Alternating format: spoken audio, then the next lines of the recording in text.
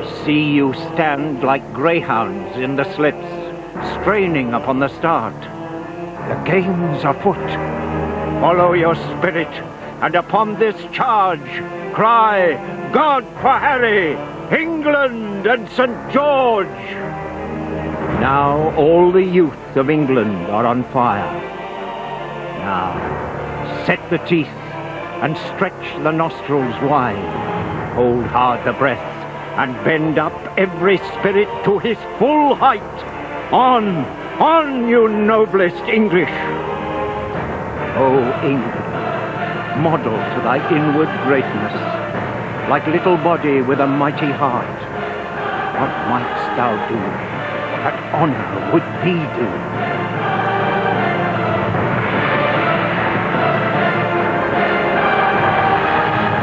It could be England's year. We're certainly confident. All we're thinking about is getting to that final.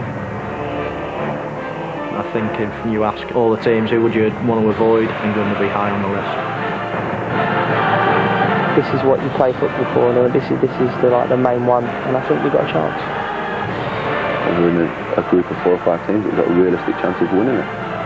As captain, if I didn't believe this team could go all the way, it'd be wrong for me to even think that. There are no excuses this time. I think we can win the World Cup, yes, of course. Well, Mark, according to England's footballers, Prince William is a top man and a really nice geezer. The heir to the throne went to England's training camp today to wish the players luck, and by all accounts, he played a blinder. Today's England training session began with the normal routine, but then the lads had a visitor. This was when Wills met Wayne.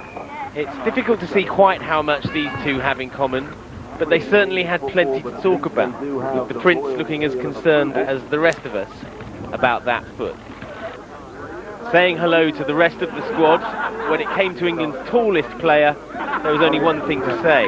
Go on, Peter, do your dance.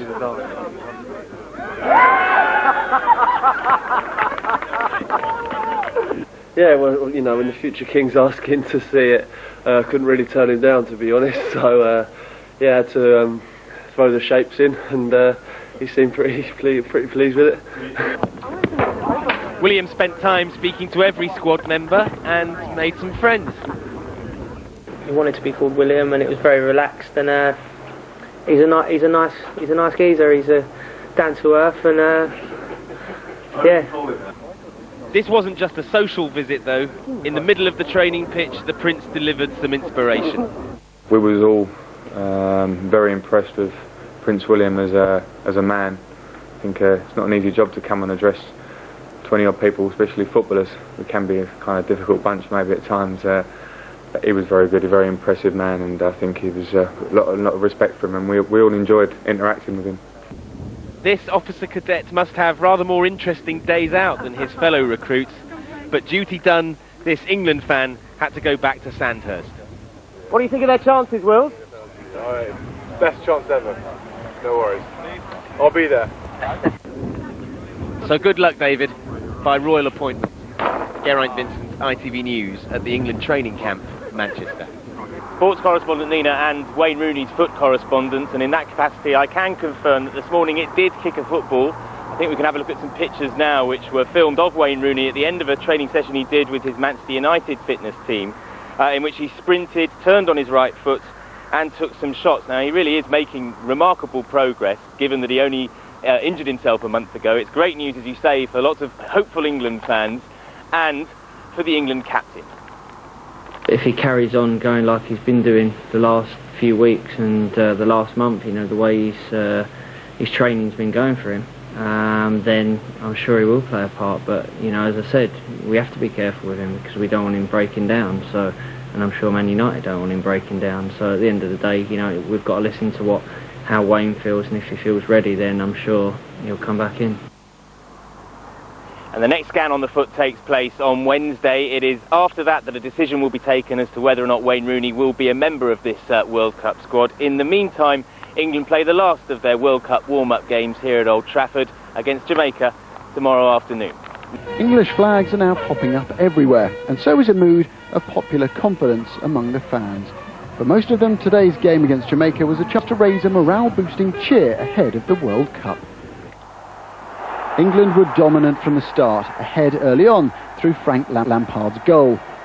They led 4-0 at half-time, Michael Owen with his first strike since returning from injury.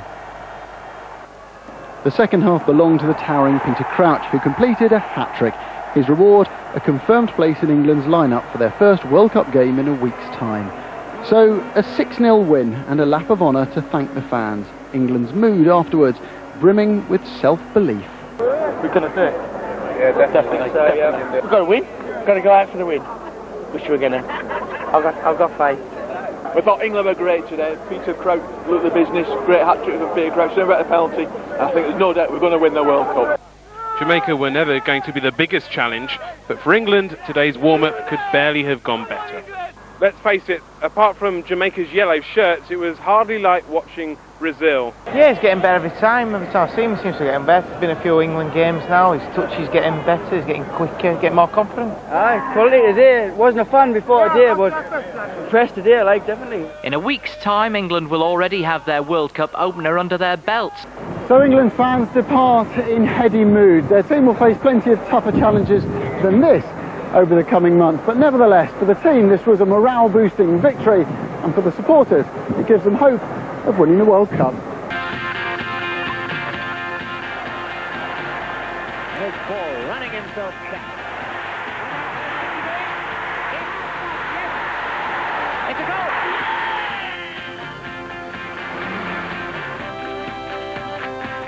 Casino is on side. That's a good cross ball in play! And a fantastic save by Beckham! What a fantastic save! Maradona picks away through where there seemed to be none, and shots it back to him. Clearly put in with a hand. Well, misses this. The West Germans go into the final. England, sad year out.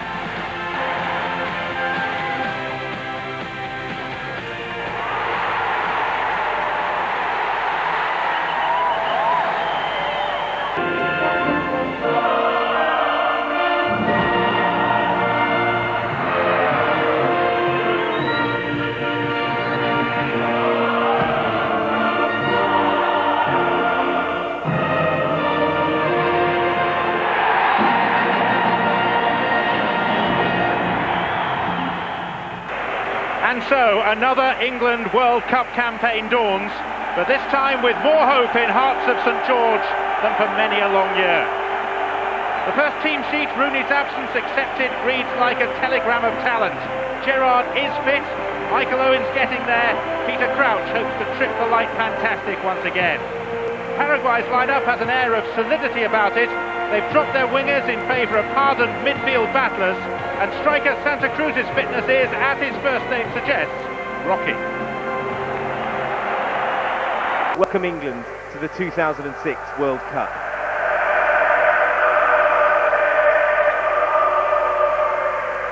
They didn't take long to get started, with England's first goal coming from the English right foot that nobody seems to talk about anymore. Exquisite delivery from David Beckham, forcing an own goal. 3 minutes gone now. England take the lead in their opening World Cup match. David Beckham, another great delivery. Did it glance off the defender, Mark? Yes, I think so. Jacob is just the slightest of touches. Oh, has he headed it? He definitely headed it. It's an own goal, I think. The most experienced man in the side, Carlos Guevara. David Beckham strikes it different than anyone else for me. He hits it quite far back in his foot. If you look at it, he almost gets a bit of topspin on the ball.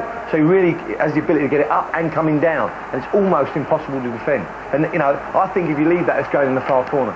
So maybe that, I think, look at the dip on it. Look how it drops at the last minute with that little bit of topspin. And, you know, OK, Guevara gets a touch. Some would say it's an own goal, yeah, but I think it's going in anyway. But you're speaking as an aeronautical engineer here. Yeah. But to get topspin on something that you're kicking off the ground is hard, because logically you can't get underneath it to get over the top of it. I think Gordon was watching the game today, and I think we both said at the same time, he just leaves balls in there. He doesn't try and blast it with pace, he just puts a little bit of clip. They didn't stuck together. The heat on that pitch was was something else. I don't think I played only in Japan. Last time it was as hot as that. It wasn't even. I don't think it was as hot as that in Portugal. You took Michael Owen off. Why?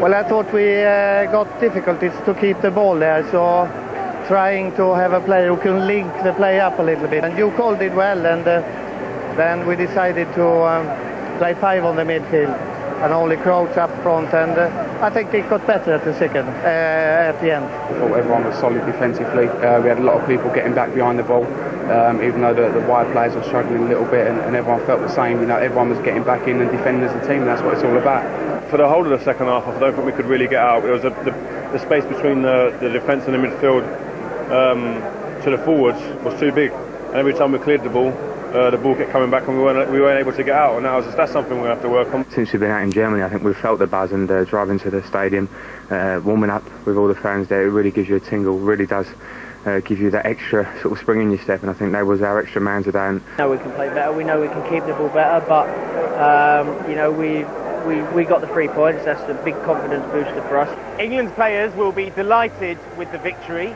but they'll be disappointed about the way they got it. What Paraguay managed to expose here was England's age-old dislike of changing their formations, changing the way they play. And it's something that England will have to get over if they're going to fulfil their ambitions at this tournament.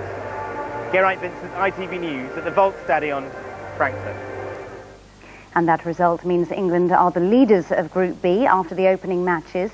The victory against Paraguay makes them hot favourites to finish top of the group. That's because Sweden could only draw 0-0 with Trinidad and Tobago in the other match. Drinking and enjoying the win. We won 1-0 and everyone's happy. I mean, I don't understand that we can only beat a side like that 1-0, but everyone's jubilant about it. Well, let's gauge the mood in the England camp after that win. This evening, Gabriel Clark and the players are back at the team hotel in Baden-Baden. Well, after a 2-hour coach trip from Frankfurt, England arrived back here at base camp in Baden-Baden, tired but happy enough, not only with their own 3 points, but also when they heard the news from the other game, the draw between Trinidad and Tobago and Sweden. The players had a meal, then they settled down, some of them, to watch Rio Ferdinand's wind-up show, which eased aching limbs a little bit more, I think. We're told by the England medical staff that this afternoon not only did some of the players suffer severe blisters in the heat, they also drank between them 70 litres of water. The average at a match is only 25, and that most of the players will have lost around 5 pounds in weight. So the next few days are about rest and recuperation. Wives and girlfriends will join the players here at the team hotel tomorrow afternoon. England aren't expecting any great critical acclaim for their performance, but frankly, this team don't care. They've won an opening match at a World Cup competition, and they'll sleep well tonight. Thank you very much to Gabriel. As he mentioned, the players not expecting great critical acclaim in the newspapers, and frankly, they haven't. Let's have a look at this morning's headlines, or tomorrow morning's headlines probably. Sunday Express front page, phew, that was close, and on the back, what a shower. At the Sunday Express, the Sunday Times, similar kind of headline in their sports section, England spared by own goal. The Mail on Sunday, on the back page there, England are all hot and bothered, and in their World Cup supplement, picture of Mr. Rooney and the headline, wanted. Michael Owen comes in for some stick in the individual scores, the Observer. Well, the 30,000 or so England fans who travelled to Frankfurt were joined, in spirit at least, by the millions who watched the game on television here. Across England, thousands turned out in the glorious sunshine to cheer on the squad. In London, fans celebrated alongside the River Thames. In Birmingham, supporters watched England's first match on huge screens. And Manchester city centre provided the backdrop for more fans who turned up to watch Paraguay's defeat.